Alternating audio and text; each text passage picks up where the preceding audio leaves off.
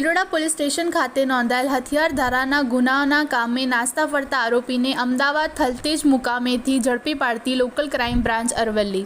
HP Garasiya police inspector એલસીબીના નેતૃત્વમાં CM Rathod police sub inspector LCB તથા એલસીબી સ્ટાફના માણસો નાસ્તા ફરતા આરોપીઓને તપાસમાં ભિલોડા પોલીસ સ્ટેશન વિસ્તારમાં હતા તે દરમિયાન મળેલ બાતમી હકીકત આધારે ભિલોડા પોલીસ સ્ટેશનના ગુનામાં તથા હથિયાર ધારા તથા જીપી એક્ટ કલમ 135 મુજબના ગુનાના કામે નાસ્તા ફરતા આરોપી મહેશકુમાર સેતુભાઈ બરંડા રહે ચુનાખણ તાલુકો ભિલોડા જિલ્લો અરવલ્લી ગુનો બન્યા પછી અમદાવાદ ભાગી ગયેલ છે અને એક ખાનગી હોસ્પિટલમાં થલતેજ ખાતે